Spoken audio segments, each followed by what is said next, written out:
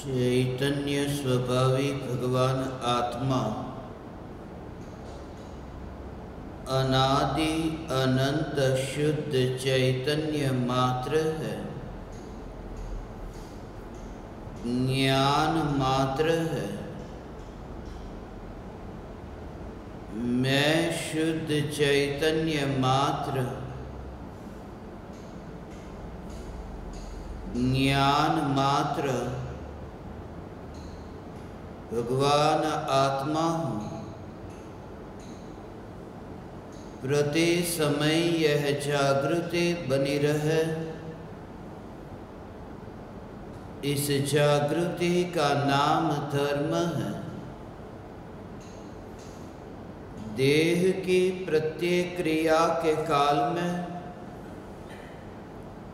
और विकल्पों के बहते प्रवाह के काल में ज्ञानी को प्रति समय यह जागृति रहते है कि मैं चैतन्य तत्व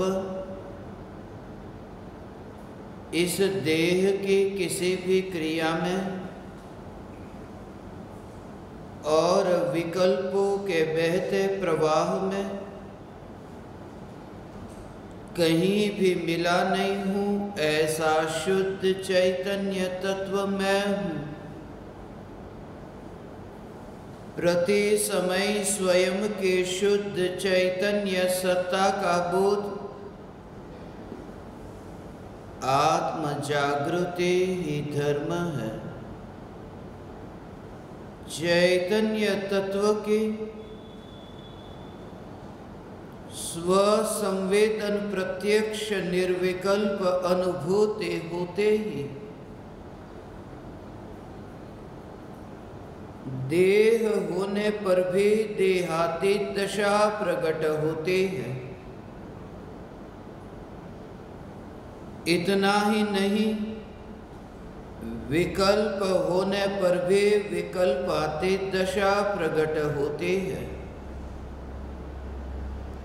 चैतन्य तत्व की निर्विकल्प अनुभूति होते ही आत्मा में अतीन्द्रिय आनंद का सागर उछलता है। फिर भी ज्ञानी की दृष्टि उस अतीन्द्रिय आनंद के सागर की ओर भी नहीं जाती और दृष्टि चैतन्य तत्व पर ही टिकी रहती है। यह चैतन्य तत्व ही मैं हूँ। चैतन्य तत्व की निर्विकल्प अनुभूति होते ही ज्ञान दीपक प्रज्वलित होता है। ज्ञान दीपक प्रज्वलित होते ही ऐसी यथार्थ श्रद्धा होती है कि मैं त्रिकाल प्रज्वलित ज्ञान दीपक हूँ। चैतन्य ज्योति की सत्ता के अतिरिक्त देह रूपी मिट्टी और रागादि विकारी भाव रूपी धुएं में कहीं भी फैला नहीं हूँ। ज्ञान दीपक प्रज्वलित होते ही ज्ञानी स्वयं को राख की दीवार का पड़ोसी मानता है और मोक्ष मार्ग का मुसाफिर जानता है। ज्ञान दीपक प्रज्वलित होते ही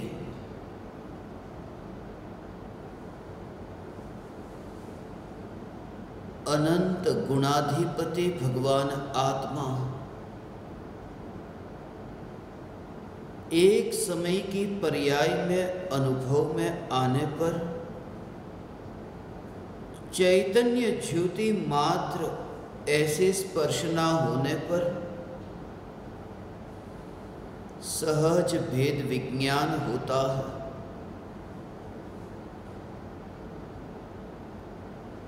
इस सत्य की यथार्थ श्रद्धा होती है कि निज चैतन्य परमात्मा के अतिरिक्त अब इस जगत में किसी में भी एकत्व करने योग्य नहीं, अपनापन करने योग्य नहीं। और एक समय के लिए जो बेहोश नहीं, वह देह के साथ रहकर देह की सेवा नहीं करता, रहता है देव के साथ, देह के साथ रहकर वह देह का गुलाम नहीं होता, क्योंकि उसने यह सत्य जाना कि जैसे शत्रु को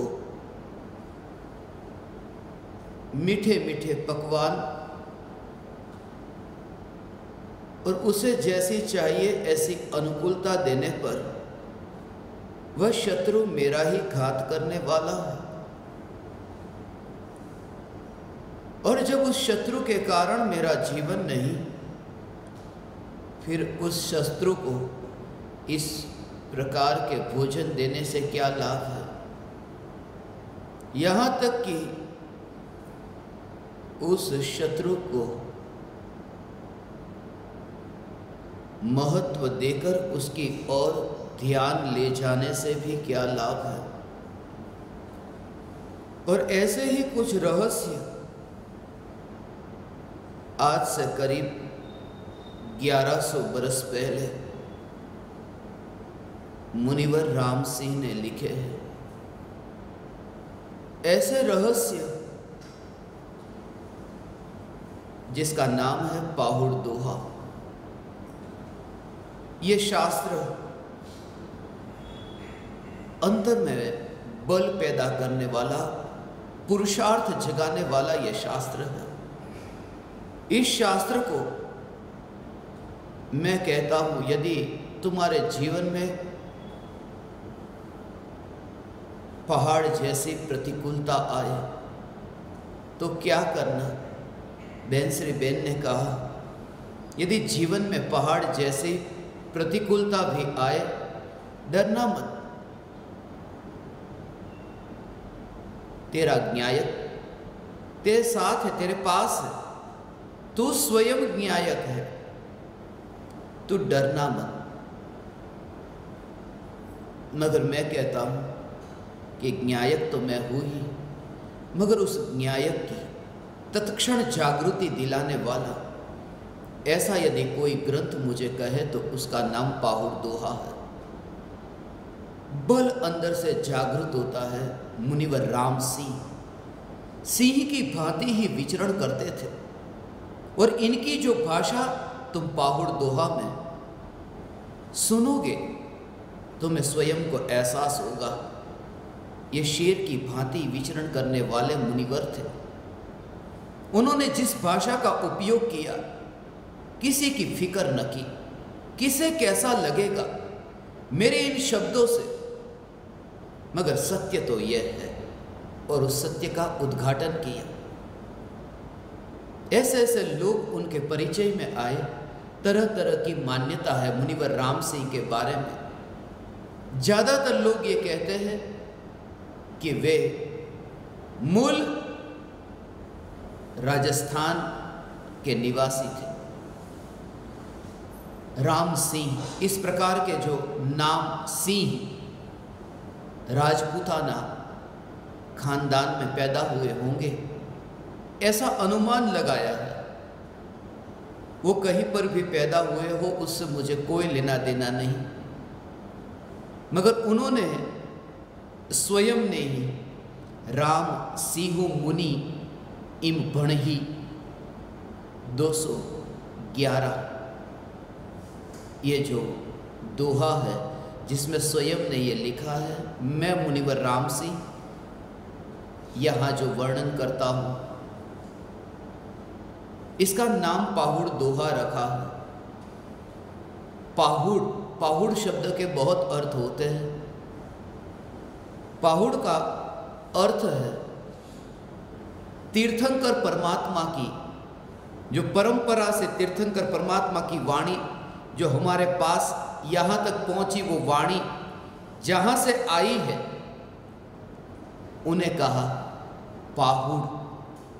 पाहुड़ को भेंट भी कहते हैं, और वास्तव में ये भेंट है हमारे लिए। तीर्थंकर परमात्मा की दिव्य ध्वनि की ये भेंट मुनिवर राम सिंह ने हमें दी है।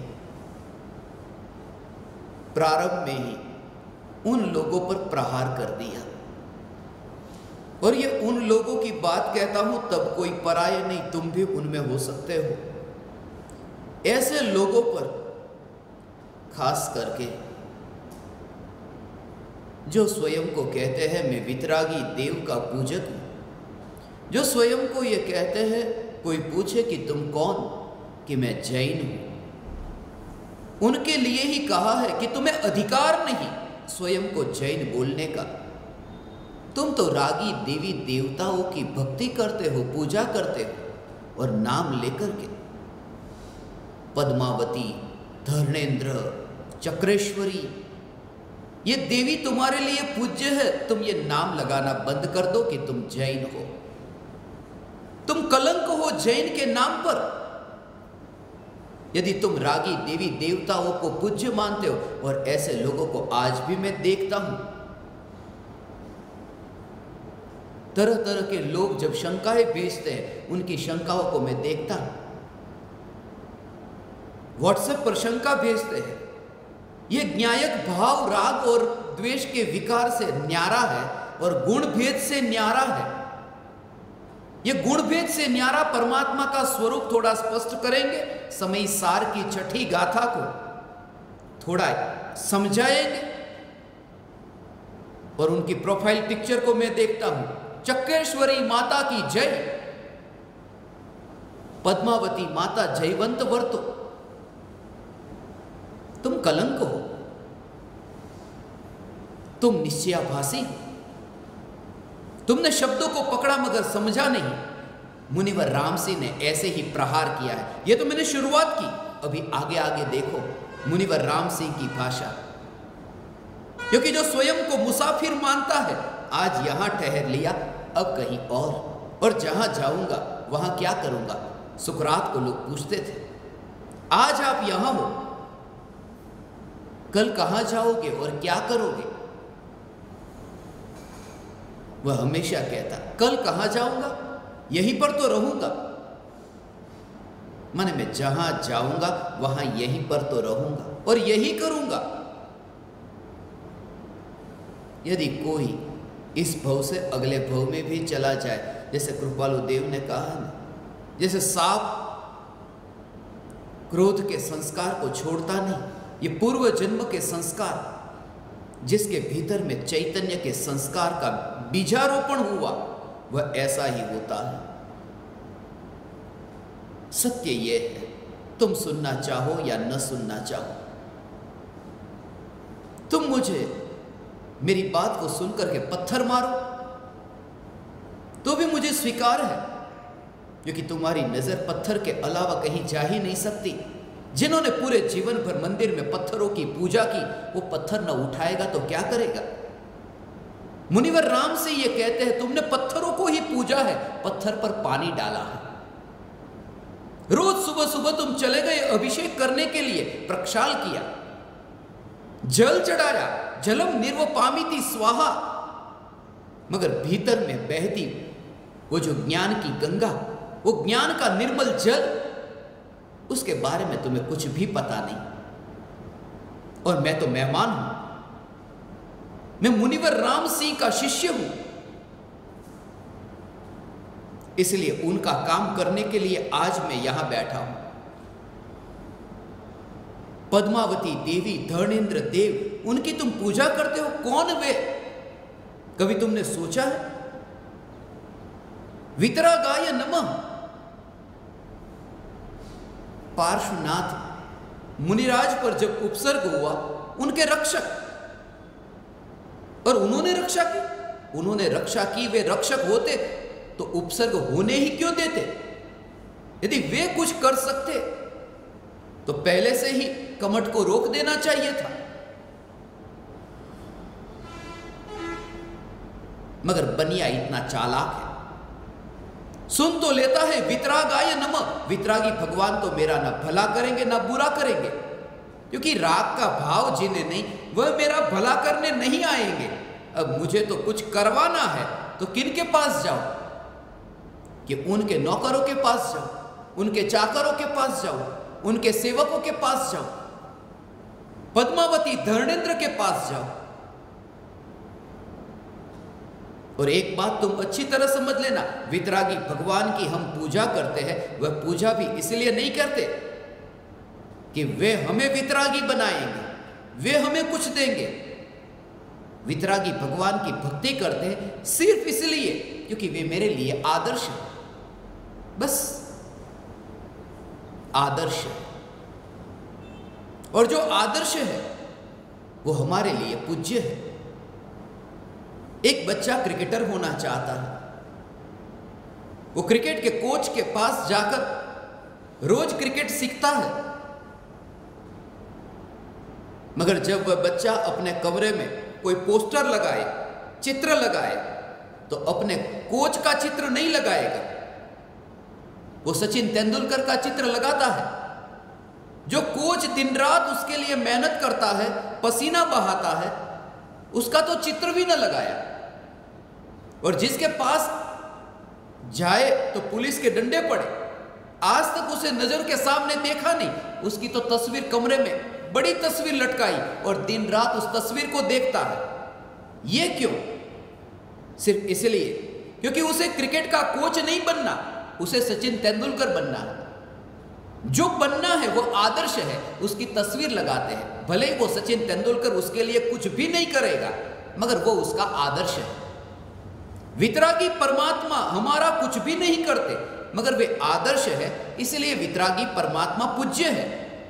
मगर रागी देवी देवता न मेरे लिए आदर्श है, क्योंकि ऐसे देवी देवता के रूप में मैं अनंत बार जन्म ले चुका, अनंत बार मरा हूं तड़प तड़प कर,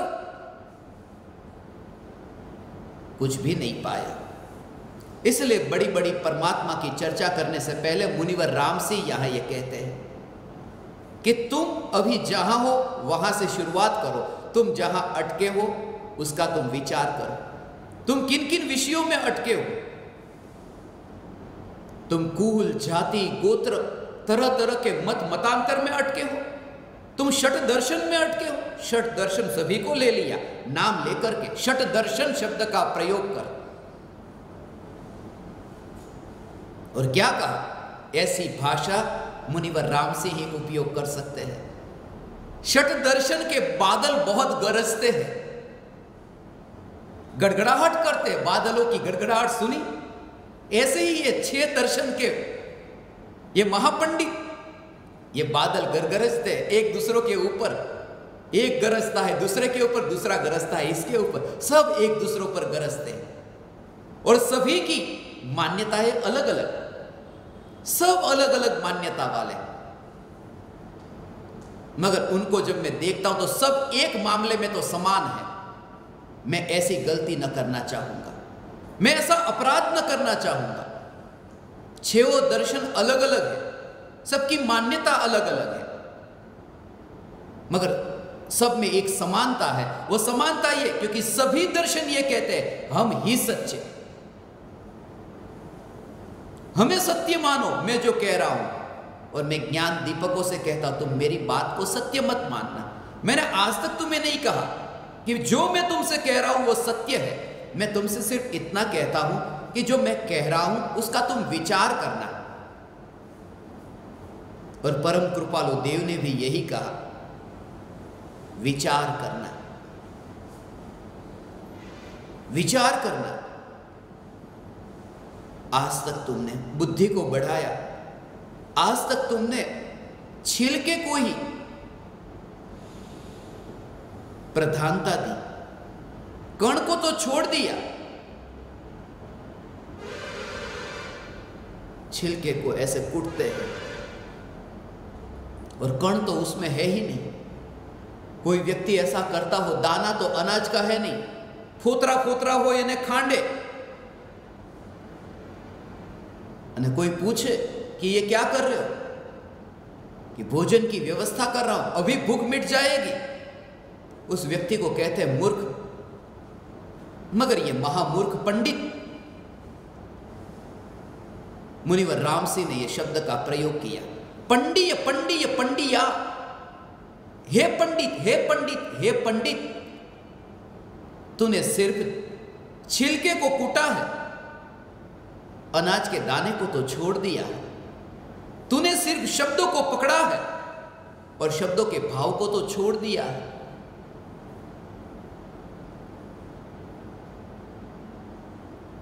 मुझे तेरे साथ रहना अब ठीक नहीं लगता। अब तेरा संग मुझे बहुत खतरनाक लगता है।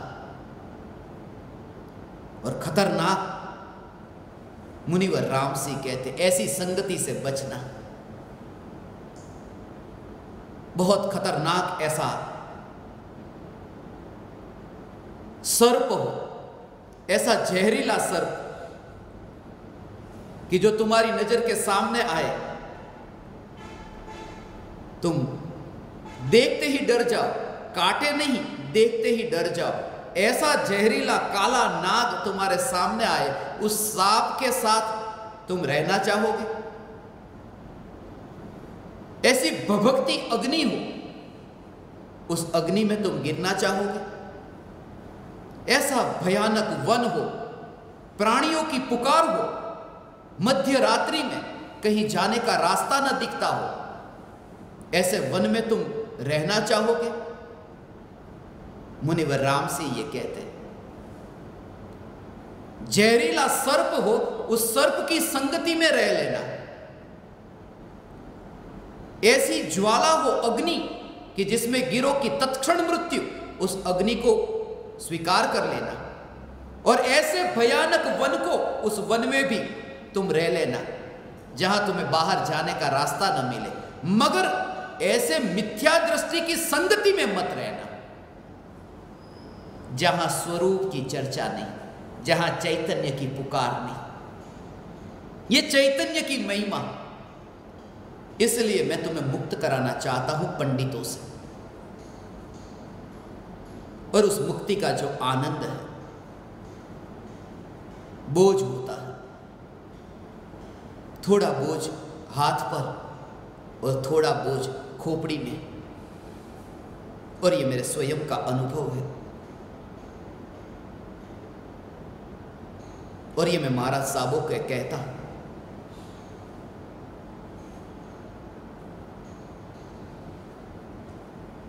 ये बोझ झुक न सकोगे तुम, क्योंकि वो बोझ जो ऊपर इतना है, झुका ही नहीं जाता, अकड़ता रहती है कि अभी ये गिर न जाए। शास्त्रों का ज्ञान, मुनिवर राम सिंह ने सम्यक दर्शन के बारे में, मिथ्या दर्शन के बारे में इस शास्त्र में ऐसे रहस्य बताए, ये भेंट मैं आपको देकर जा रहा हूं। ये श्रुत ज्ञान की भेंट है। 222 गाथाएं हैं, श्लोक, पद्य कहो, तुम जिसे जो समझना चाहो समझो। पद कहो, पद्य कहो, गाथा कहो, श्लोक कहो, मैं तुम्हें शब्दों से पार ये कहता हूं। ये पद्य, तुम उसे कोई भी नाम दो। 222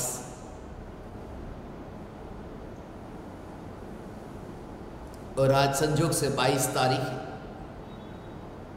222 पद्यों को एक एक को तो मैं आपके सामने ले नहीं सकता, मगर उनकी जो भाषा है, वो भाषा डॉक्टर के इंजेक्शन जैसी है, कड़वी दवाई जैसी है। थोड़ी देर लगेगी तुम्हें कड़वी, मगर तुम्हारी बीमारी को मिटाएगी।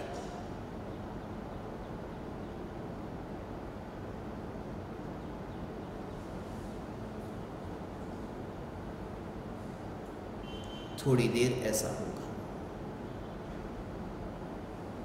मगर फिर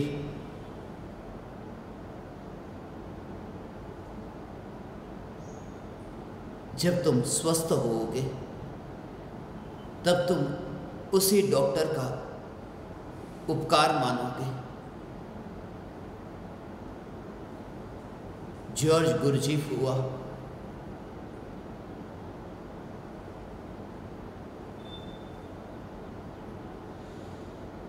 जो उसको आप देखो,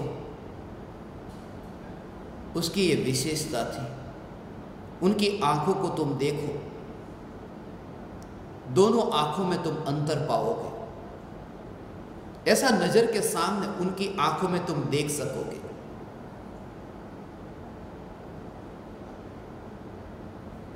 एक आंख में तुम्हें क्रोध दिखेगा और दूसरी आंख में तुम्हें करुणा दिखेगी। उनके बहुत चित्र मेरे पास हैं और उस चित्र को जब मैं देखता तब मुझे मुनिवर रामसी स्मरण में आते। भले ही इनकी भाषा कठोर है, मगर इनके अंतर में जितनी करुणा है उतनी करुणा यहां मुझे कहीं दिखाई नहीं देती। वो इतना करुणा का भाव है, वो हमारी पिटाई करते हैं, मगर पिटाई के पीछे द्वेष नहीं, अत्यंत वात्सल्य है। जैसे तुम्हारा बच्चा, तुमने जीवन में बहुत बार ये अनुभव किया हो कि सड़क के किनारे हो, तुम कोई काम कर रहे थे, कहीं दुकान पर खड़े थे, किसी से बात कर रहे थे और तुम्हारा बेटा, वहां से गाड़ी निकलती है,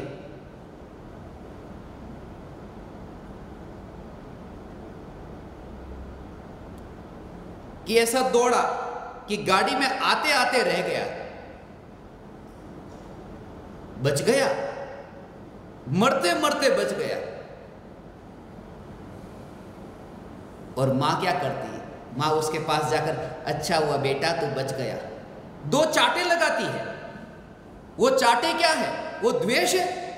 वो द्वेष नहीं, तेरे प्रति इतना राग है। किसी पराये का बेटा होता तो चाटे नहीं मारती। ए जोईने चाल, बस इतना ही। और अपना, उसमें वो जो भाव है ना,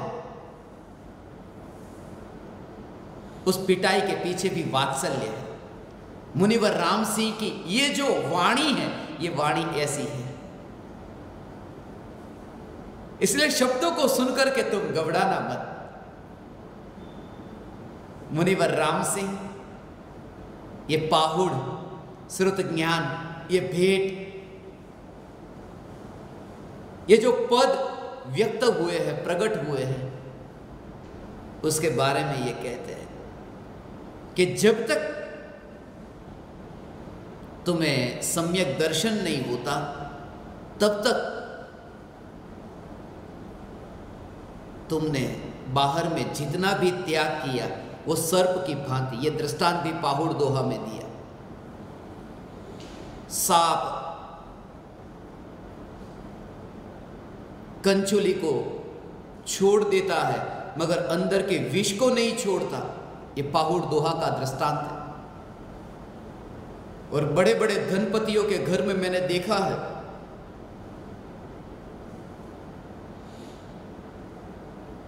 घर के अंदर दीवारों पर सांप की कंचुली को मढ़ाकर वे वहां दीवार पर लटकाए। ऐसे बहुत से लोगों के घर पे मैंने देखी सांप की कंचुली। उन्हें श्रद्धा है ये कंचुली कुछ भी नहीं करेगी, मगर रात को सपने में भी यदि सांप आ जाए तो उठ जाते हैं। कंचुली कुछ भी नहीं करती। और जो कुछ भी नहीं करता, उसके होने या न होने से क्या फर्क पड़ता है। आज तक बहुत बार मुनि पर धारण किया, और झूठा नहीं, द्रव्य लिंग तो बिल्कुल सच्चा था।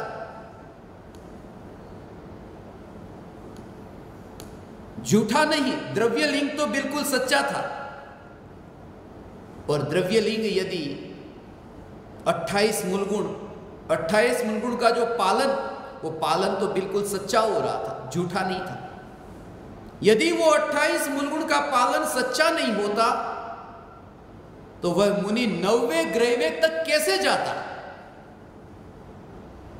पालन तो सच्चा था, मगर वह कंचुली को छोड़ने जैसा था।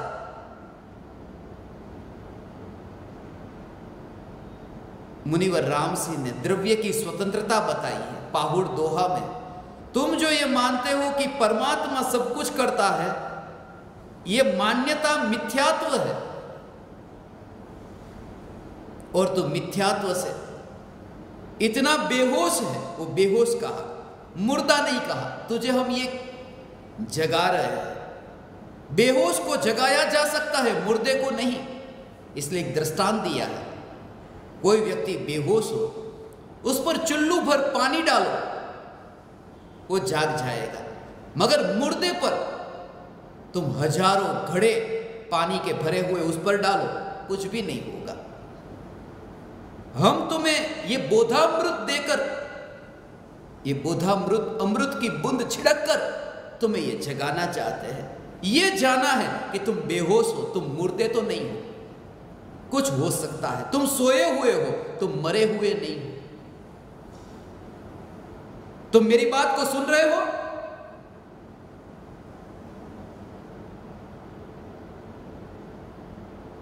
तुम मरे हुए हो,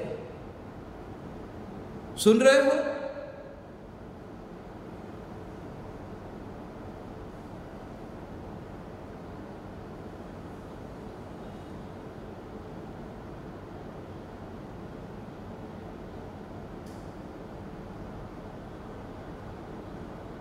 कि बेहोश हो, हिलते नहीं, डोलते नहीं, शायद बेहोश हो गए। बेहोश हो, अब हिले। ये श्रद्धा थी कि बेहोश है तो कभी हिलेंगे, डोलेंगे। मरे हुए नहीं थे। ये कसौटी, ऐसे ही तुम कभी एक ना एक दिन जागोगे। मुनिवर राम सिंह मिथ्यात्व पर प्रहार किया।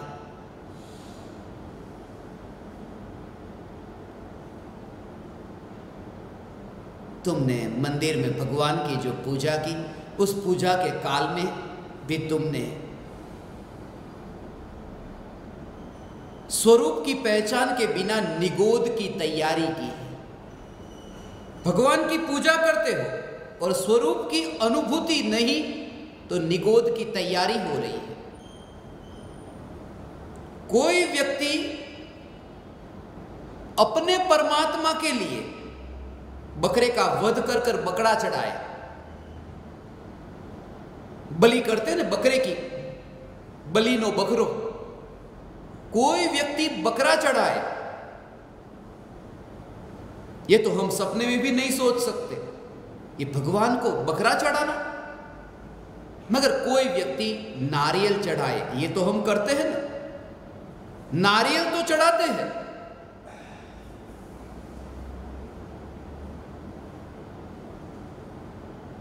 दो प्रकार के, एक सफेद नारियल और फिर पीला नारियल करके, ये नारियल तो चढ़ाते हैं।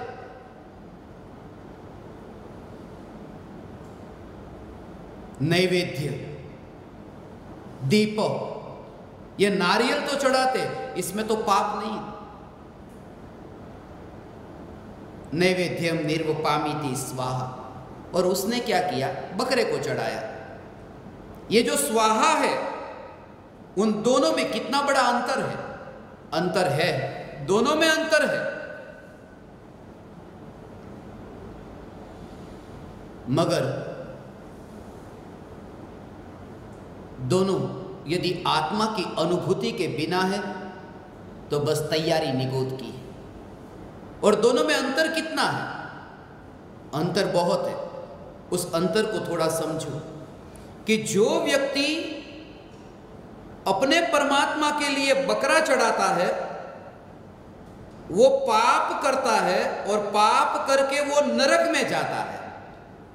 और जो व्यक्ति ये नारियल चढ़ाता है, वितरागी भगवान की पूजा करता है, वो स्वर्ग में जाता है। ये इतना बड़ा अंतर।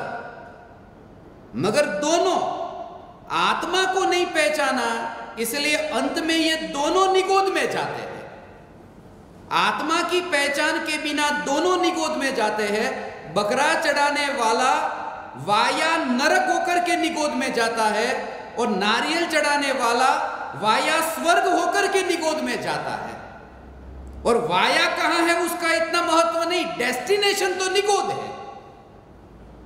इसलिए मुनिवर राम सिंह ने कहा कि तुम्हारा जो डेस्टिनेशन है वो निगोद नहीं करना, तो फिर जागृति, फिर वहां उतनी महिमा न रहेगी। तुम्हें झटका लगेगा, अरे हमें उन लोगों की श्रेणी में रख दिया। मेरी बात को फिर से समझना, ये भाषा तुम्हें कठोर लगे। बकरा चढ़ाने वाले हम तो वितरागी भगवान के मंदिर में जाते हैं। बहुत बड़ा भेद है, एक पाप है एक पुण्य है, मगर दोनों पाप है, दोनों में पाप है, क्योंकि दोनों में धर्म की मान्यता है। उस मान्यता का नाम मिथ्यात्व है, और मिथ्यात्व से बड़ा पाप क्या होगा? लगता ही नहीं, मंदिर जाकर के बाहर निकले लगता ही नहीं कि पाप हुआ है भीतर। ये महापाप, ये महामिथ्यात्व। मुनिवर राम सिंह के ये शब्द है कि तूने परमात्मा को पत्थर में ढूंढा है। और उन्होंने कहा कि मैंने इतने इतने देवालयों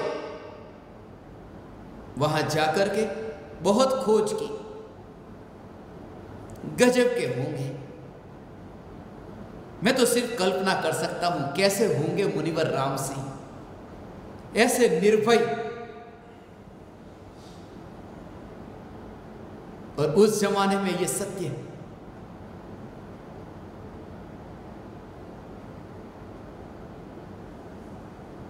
अमृतचंद्र आचार्य से भी पहले हुए, क्योंकि अमृतचंद्र आचार्य ने भी इनका उल्लेख किया, इनकी वाणी का उल्लेख किया है। ऐसे मुनिवर राम सिंह, जिन्हें अमृतचंद्र आचार्य भी उस दृष्टि से देखते हैं। अब तो तुम्हें मानना ही होगा, क्योंकि तुम अमृतचंद्र आचार्य को मानते हो, तो फिर मुनिवर राम सिंह तो परम पूज्य हो गए, क्योंकि पूज्य के पूज्य हो गए।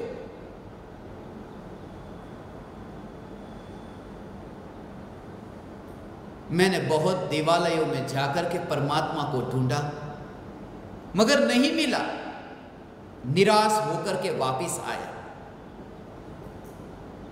और जब मैं वापिस लौट रहा था तब मैंने 3.5 हाथ के देवल में परमात्मा को पाया।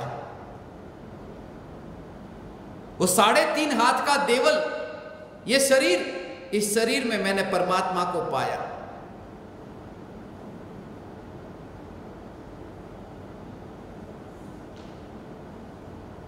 मुनिवर राम सिंह ने पाहुड़ दोहा में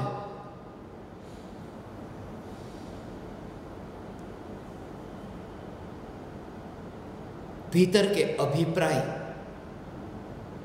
और अंतर की वृत्ति को जांचने के लिए कहा। भीतर की जो मलिन वृत्ति है, उस मलिन वृत्ति का स्वरूप, उस स्वरूप का निरीक्षण करो और ये विचार करो कि ये मलिन वृत्ति ये मुझे परेशान नहीं करती। ये मलिन वृत्ति जो है, वो मलिन वृत्ति में जो तन्मयता है, वो तन्मयता मुझे परेशान करती है। क्योंकि मलिन वृत्ति में जो तन्मयता है, उस तन्मयता का नाम मिथ्यात्व है, और वह मिथ्यात्व मुझे परेशान करता है, वो तन्मयता। कांटे जो है वो कांटे दोष रूप नहीं है। इस जगत में जब तुम रास्ते पर चलते हो और कांटे को दोष देकर तुम कहो कि ये कांटा कितना खतरनाक है, मुनिवर राम सिंह ने कांटे के बारे में कहा, कांटा नहीं, वो तुम्हारा देखकर न चलना ये खतरनाक है।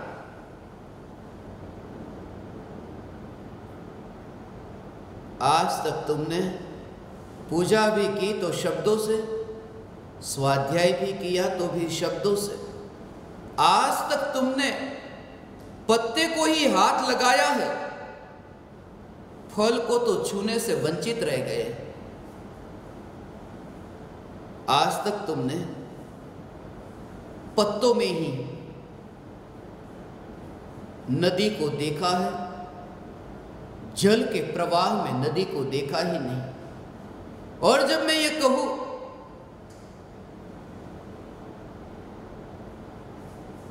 कि पत्ते में ही तुमने नदी को देखा है, नदी अर्थात वह ज्ञान की सरिता, अर्थात ये समयसार शास्त्र, ये पत्ते, फिर वो ताड़ के पत्ते भी क्यों ना हो, उनमें तुमने ज्ञान देखा। ये मुनिवर रामसी कहते, तुमने पत्तों में ही ज्ञान देखा है। पान, ताड़ के पान, ये पहले के जमाने में जो ताड़ के पान पर शास्त्र लिखे जाते थे,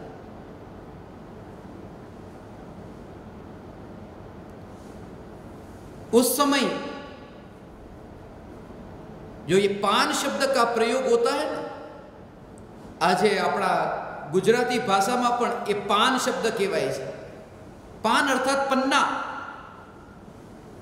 किताब का पन्ना होता है। पान तो चले गए, कागज आ गया, मगर वो शब्द वही रह गया, पन्ना। कौन से पत्ते पर लिखा है? कागज में भी हम पत्ते का, ऐसी भाषा का उपयोग करते हैं।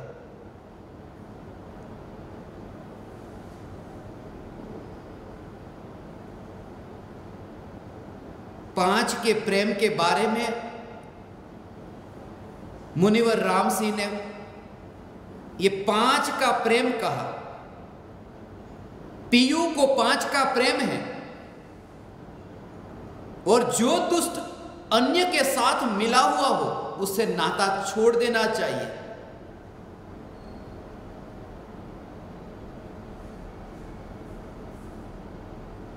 पांच से प्रेम है। ये पांच का अर्थ, ये पांच इंद्रिय के विषय, और श्रद्धा मानती है पांच इंद्रिय के विषयों में सुख मानती है। और आत्मा आपके परिवार में है।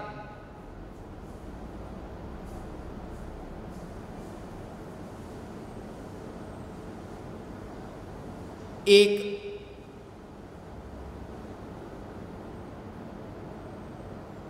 आदमी ऐसा हो जो रहता हो अपने घर में और मिला हुआ हो किसी पराये के साथ में और चाल चलता हो, तो कैसा लगेगा? आत्मा के अनंत गुण ये कहते हैं, हे श्रद्धा, तू रहती है हमारे साथ में इस घर में, आत्मा के घर में, और तू मोह करती है पराये में। हम तो यहां बैठे हैं सर, हमारा तो विचार भी नहीं आता तुझे। और आज तक जिसने घात किया है, घात करने वाला कोई पराया नहीं, अपने ही घात करते हैं। पराये के पास में समय कहां कि मेरा घात करने आए, उसके पास समय कहां, क्योंकि उसको घात करना है तो उसके अपने थोड़े कम हैं, वो वहां करेगा घात। अपने ही अपना घात करते हैं, अपने ही अपने के हत्यारे हैं। ये श्रद्धा हत्यारी है।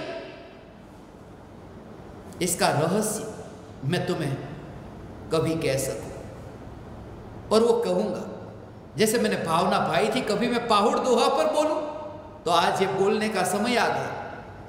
मेरी ये भी भावना है कि श्रद्धा हत्यारी है। एक दिन तुम इसके भाव को भी समझोगे। बनारसी दास जी ने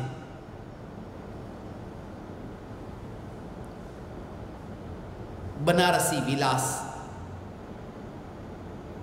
जिसमें आत्मा जो द्रव्य है, उस द्रव्य को राम की उपमा दी, लक्ष्मण को गुण की उपमा दी, और पर्याय को सीता की उपमा दी है। सुमति, सुमति नाम दिया है, सुमति सीता। ये तीनों यहां पर है। त्रिमूर्ति देखते हैं ना जंगल में, राम लक्ष्मण और सीता। ये द्रव्य, गुण और पर्याय, ये तीनों है। यहां ऐसा पूर्ण द्रव्य है, मगर साथ साथ में क्या करें, शुभोपयोग के, ये शुभोपयोग के बंदर भी है। वे ऐसे सुशोभित हो रहे हैं, भेद विज्ञान के क्षेत्र में वे अलग जगाते हैं। और बनारसी दास जी की जैसी भाषा है, वो चेतना, चैतन्य, चेतना, चैतन्य और चेतन, ये तीनों द्रव्य गुण पर्याय के लिए, द्रव्य के लिए चेतन, गुण के लिए चैतन्य और पर्याय के लिए चेतना, ये तीनों में चेत शब्द है। इसलिए आपने ये सुना हो, चेत चेत नर चेत, वो 3 बार कहा है, चेत चेत नर चेत। द्रव्य गुण पर्याय तीनों से युक्त जो चैतन्य है, उसकी चर्चा की है। मुनिवर रामसी ने आत्मा के बारे में जितना भ्रांति रूप स्वरूप है, उसे दूर करने का प्रयास किया है। और वो किस प्रकार से, कि तरह तरह के लोग, तरह तरह की मान्यता वाले, कि इस सृष्टि को परमात्मा ने बनाया। परमात्मा सृष्टि को बनाते हैं। कौन है वे परमात्मा? परमात्मा ने सृष्टि को बनाया, तो फिर परमात्मा को किसने बनाया? और कहो कि एक परमात्मा को दूसरे परमात्मा ने बनाया, फिर दूसरे को तीसरे ने बनाया, फिर तो ऐसी परंपरा चलेगी। एक का आरोप दूसरे पर, दूसरे के कारण तीसरे, तीसरे के कारण चौथे, इतरेतराश्रयी दोष लगेगा। एक के कारण दूसरे पर आरोप लगाते हैं, एक के आधार पर दूसरा टीका। और यदि जिसने सृष्टि को बनाया वो तो पहले भी था, वो किसी ने, उसको किसी ने नहीं बनाया। उसको यदि किसी ने नहीं बनाया तो वो था वो कहां रहता था? यदि सृष्टि थी नहीं तो उसका रहने का स्थान कहां था? और वो रहने का स्थान था तो उसको फिर किसने बनाया था? तरह तरह की चर्चा करके कि ये सारा जगत अनादि अनंत है, कोई न करता है, धरता है, न कोई हरता है।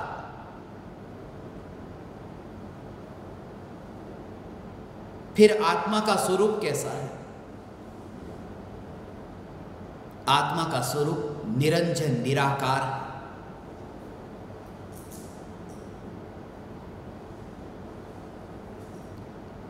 आत्मा का स्वरूप निरंजन निराकार है।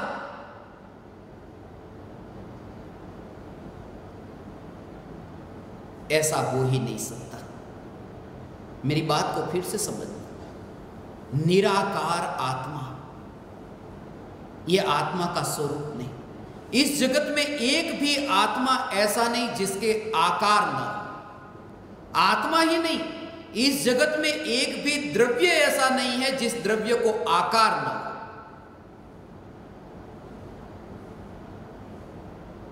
क्योंकि प्रत्येक द्रव्य में 6 सामान्य गुण है और प्रत्येक द्रव्य में 6 सामान्य गुण है। सामान्य गुण उसे ही कहा जो 6 द्रव्य में हो।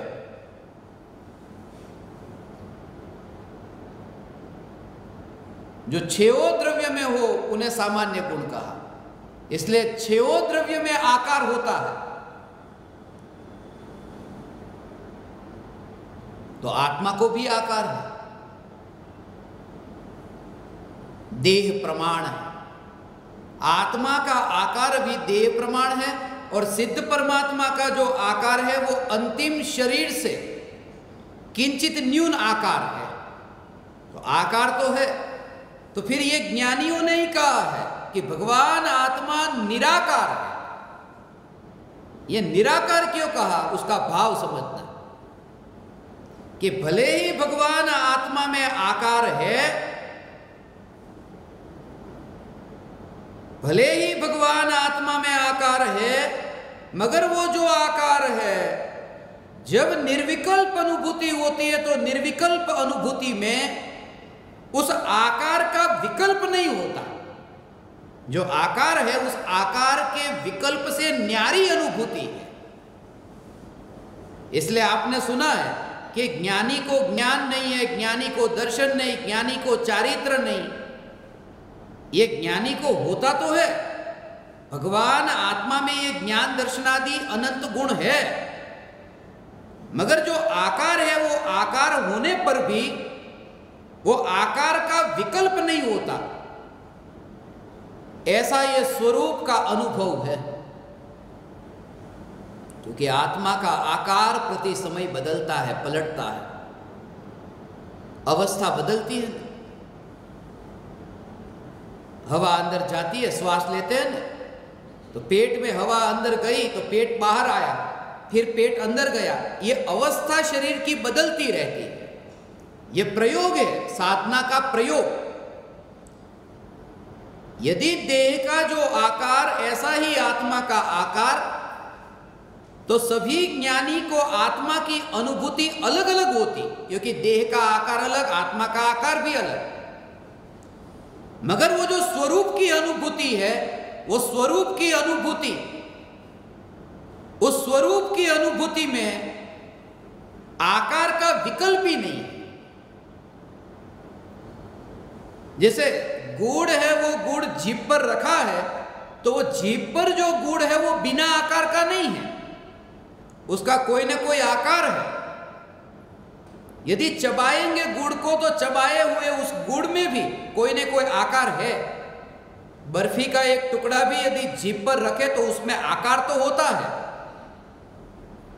मगर जब वो आकार वाला जो बर्फी का टुकड़ा, वो चखने के काल में उसका विकल्प ही नहीं कि ये कैसे आकार में है, वो जो मिठास का रस। ऐसे ही देह की अवस्था है, देह की अवस्था में आत्मा का आकार भी होता है, मगर वो आकार प्रति समय पलटता भी रहता है। पलटता हुआ उस आत्मा का आकार, उस आकार में भी स्वरूप की स्पर्शना, वो चैतन्य मात्र की स्पर्शना है। उस समय आकार का विकल्प ही नहीं। वो पहला जो स्पर्श, वो द्रव्य की स्पर्शना कहा है, त्रिकाली ध्रुव भगवान आत्मा की स्पर्शना, ऐसे ही ये द्रव्य की स्पर्शना।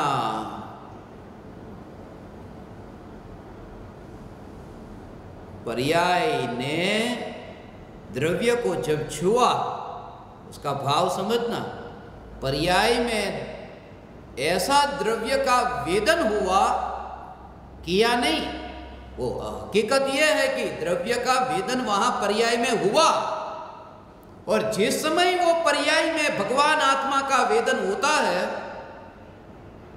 उस समय स्वभाव की मुख्यता, और उस समय कैसा विकल्प नहीं। वो देखता है,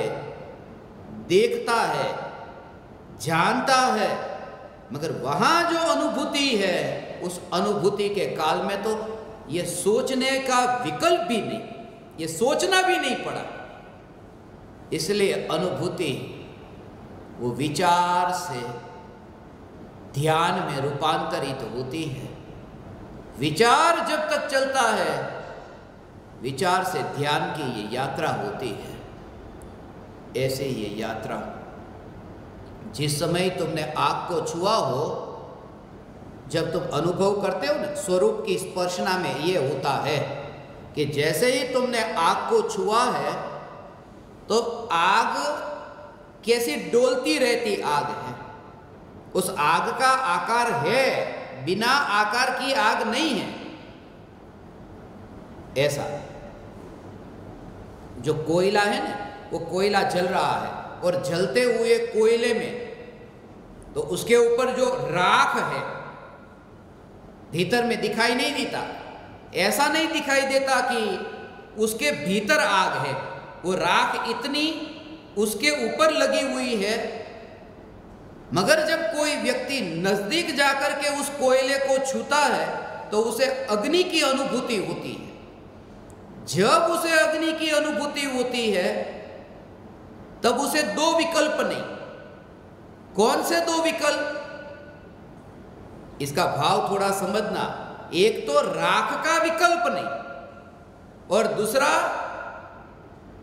कि वो जो अभी अग्नि की अवस्था है, जिस आकार में, लकड़ी के आकार में है ना, जितना लकड़ी का आकार फैला है उतने आकार में आग फैली है, मगर जब अपने हाथ लगाया उस लकड़ी पर तो वहां लकड़ी का तो विकल्प ही नहीं, राख का भी विकल्प नहीं, मगर लकड़ी के आकार जैसी फैली हुई वो आग, ये आग लकड़ी के आकार की है, ऐसा भी विकल्प नहीं।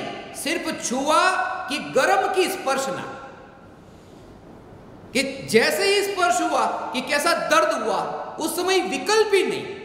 वो जो पीड़ा होती है ना, ऐसे ही भगवान आत्मा ये देह के परमाणु और राग के विकल्पों की ये राख और ज्ञान की ऐसी अवस्था जो वर्तमान में ज्ञेयों को जानने जैसी, ऐसी ये ज्ञान की अवस्था, जैसा ज्ञेय ऐसी ये ज्ञान की अवस्था, मगर जब ज्ञान की स्पर्शना होती है तो उस स्पर्शना में न देह का विकल्प, न राग के विकल्प का विकल्प, न तो ज्ञान के आकार का विकल्प,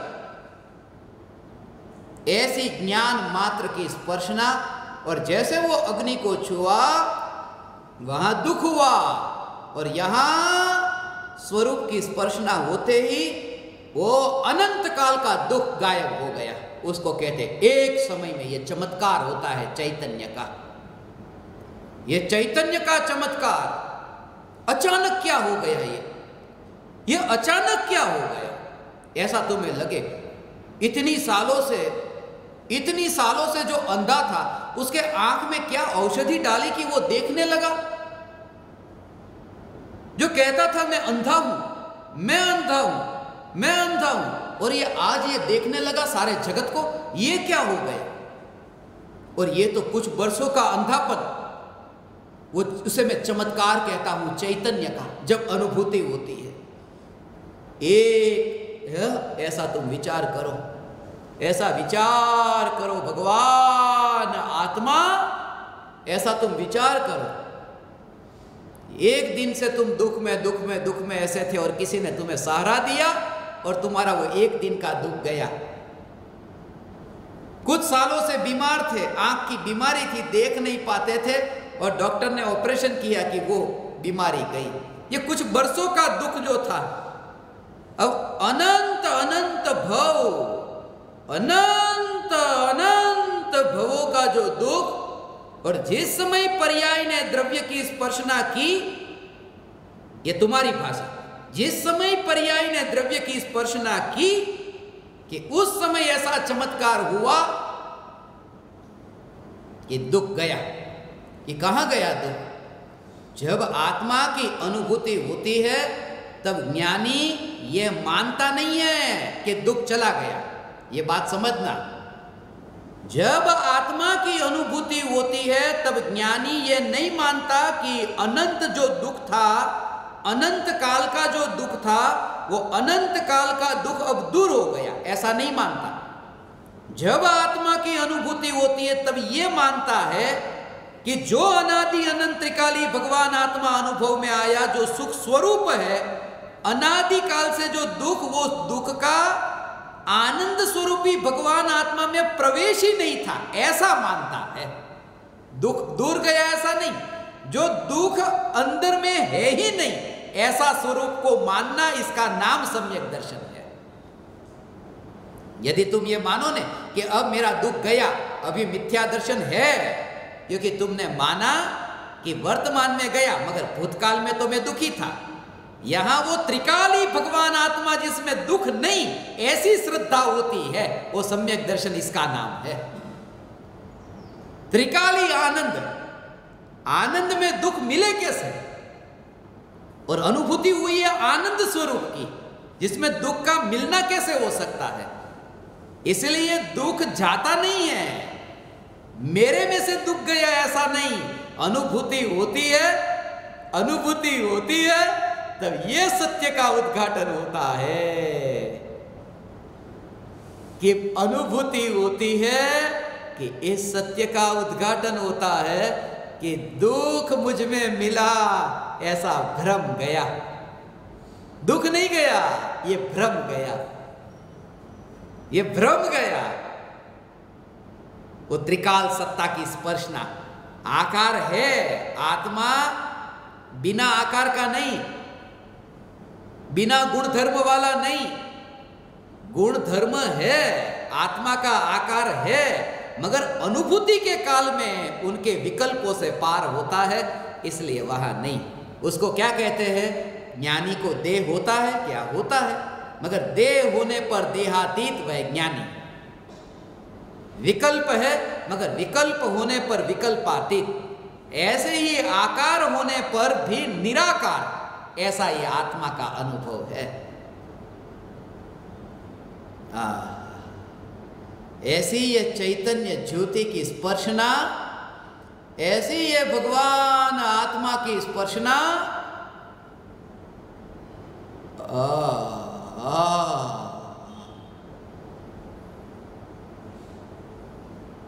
ऐसा ये त्रिकाल ध्रुव, ये चैतन्य सत्ता का स्वरूप, ऐसी जो ये स्पर्शना द्रव्य की कि अनंत दुख मुझ में है ही नहीं, आनंद आनंद आनंद। अब दुख नहीं है, अब नहीं है, अब नहीं है ऐसा माना, अब माना, अब मगर दुख तो त्रिकाल नहीं है, ऐसा हो। ये श्रद्धा का सम्यक होना, ये मुनिवर रामसी का ये साहस, ये स्वरूप को समझाने का ये साहस। मैं ही सच्चा ऐसा नहीं, इस अपेक्षा से ऐसा है, इस अपेक्षा से ऐसा है। आत्मा का आकार है और आत्मा निराकार है। आत्मा कर्म का करता है, आत्मा कर्म का अकर्ता है। आत्मा करता है कर्म का, जब तक वृत्ति पर में जाती है, भटकती है, करता है, और भीतर में वृत्ति गई, वृत्ति वही निज भाव में थयो अकर्ता त्याय। ये दोनों सत्य है। ये परम कृपालु देव, ये मुनिवर राम सिंह, ऐसे संत ही ऐसे उद्घाटन कर सकते हैं। मैं उन संतों का चेला, मैं उनका बालक, ऐसे संतों का बालक। हे ज्ञान दीपक, काश तुम उनके बालक बन सको, काश तुम उन संतों के बालक बन सको। ये सपने मैंने तुम्हारे लिए देखे हैं।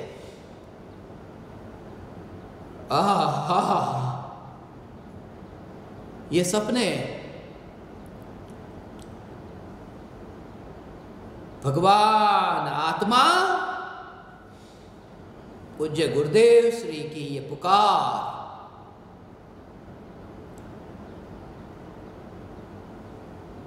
એને અધૂરું છે તો કહી દઉં છું।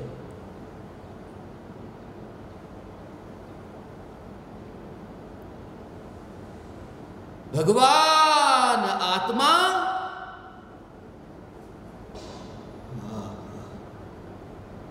जैसे ये चैतन्य ज्योति की स्पर्शना हुई कि चैतन्य ज्योति की स्पर्शना होते ही वो राग का विकल्प, वो परिवारजनों का, मित्रों का राग, वो शत्रु का द्वेष, ये राग द्वेष के विकल्प की ये जो राग, ये राग द्वेष के विकल्प की राग उस चैतन्य की स्पर्शना में बाधा नहीं पहुंचाती, वो दीवार नहीं बनती, ये दीवार नहीं बनती।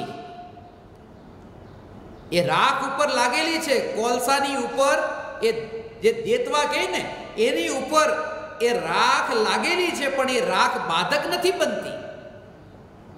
वो राख दीवार नहीं बनती कि मैं तुझे उस अग्नि को छूने नहीं दूंगी। आज तक जिसने भी चैतन्य की स्पर्शना को, चैतन्य के स्वरूप को उस अनुभूति को पाया, उसने राग के काल में चैतन्य को छुआ। विकल्प था, राग था, मगर चैतन्य को छुआ। इसलिए मैं कहता हूं राग द्वेष के भाव को प्रधानता मत दो, वो चैतन्य की स्पर्शना पर जोर हो। तुम उल्टे से शुरुआत करते हो, सारे जगत में किसी के प्रति राग नहीं, किसी के प्रति द्वेष नहीं, मुझे कोई मित्र नहीं, मुझे कोई शत्रु नहीं, ऐसा नहीं। तुम वो स्पर्शना, वो चैतन्य की स्पर्शना, तो वो राग द्वेष के विकार को दूर नहीं करना, कि राग द्वेष के विकार को दूर नहीं करना ये बात नहीं है। जैसे ही तुम वो कोयले में जो आग है वो आग को छुओगे, स्पर्शना होगी आग की, छुओ, थोड़ा और छुओ, એને વધારે કરો ને, આ કહું છું એને કીધું पूज्य गुरुदेव श्री ये कहते थे, कोयले को जैसे तुम छूते जाओ, छूते जाओ, छूते जाओ, तो वो अग्नि को जैसे तुम स्पर्श करते हो कि वो राख का क्या होता है, राख खिरती जाती है। राख को खिराने का तुम्हारा विकल्प भी नहीं है कि राख को खिरा दो, राख को कोयले से मैं नीचे खिरा दूं, ये विकल्प नहीं। तुम तो एक काम करते हो कि आग को छूते हो, छूते रहो आग को कि वो राख खिर जाती है, अपने आप खिरती है। ऐसे ही चैतन्य ज्योति की स्पर्शना होती है, और निर्विकल्प अनुभूति शुद्धोपयोग में ये स्पर्शना जितनी बढ़ती जाती है, परिणति की शुद्धता में वो स्पर्शना और सहज दृष्टा भाव इतना बढ़ता जाता है कि वो राख खिरती जाती है। और एक समय ऐसा आएगा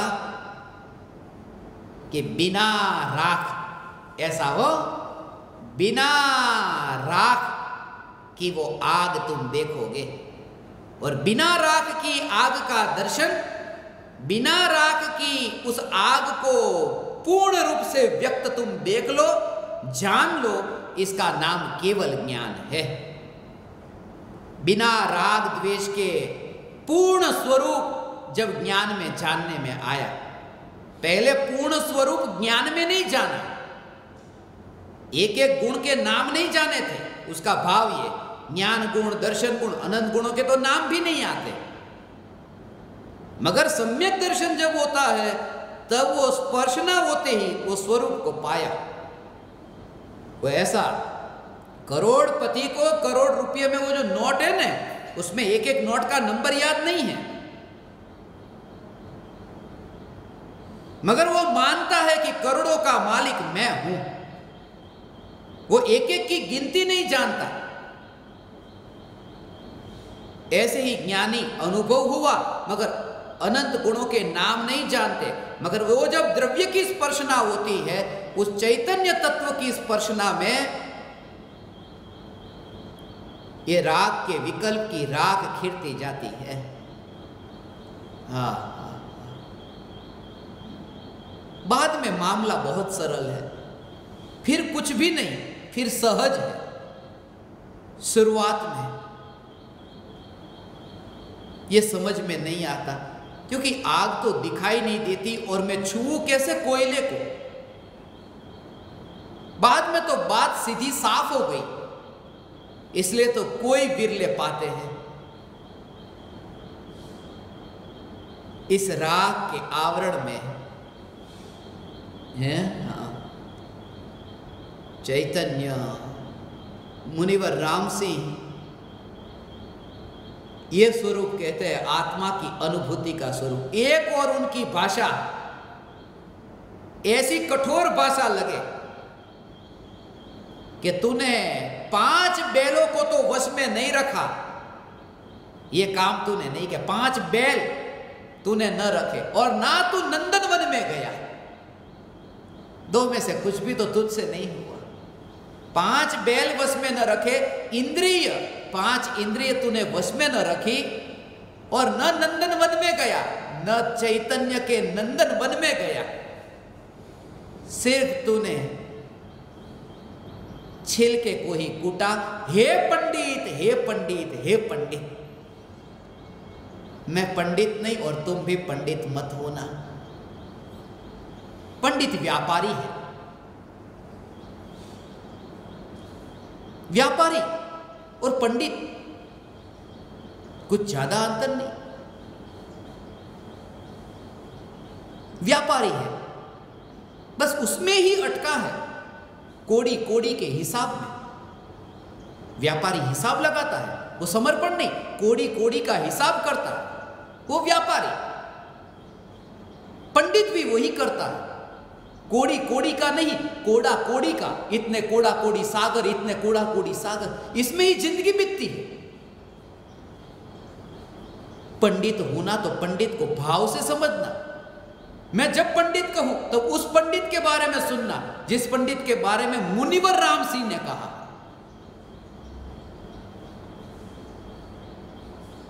वरना पंडित दौलत राम जी के तुम कल मैंने जितने गुणगान गाए,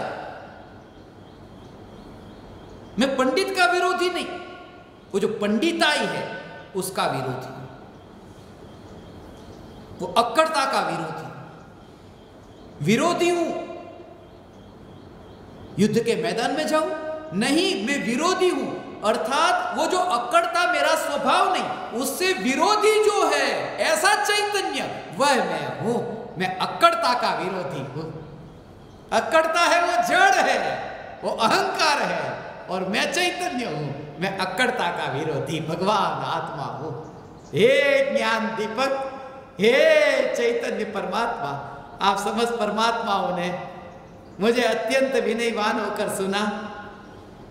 मेरी इन कठोर भाषा को भी आपने सुना, मगर ये भाषा मेरी नहीं, मुनिवर राम सिंह की आप तक मैंने पहुंचाई। एक पोस्टमैन होकर ये मुनिवर राम सिंह अभी बहुत कुछ बातें कहनी है जो इसी के संबंध में है, जिसके बारे में आज शाम को आत्मा परमात्मा पर सत्संग होगा, उसमें हम चर्चा करेंगे। आप समस्त परमात्माओं को मेरे हृदय के अंतःकरण से प्रणाम करता हूँ। मेरे प्रणाम स्वीकार करें।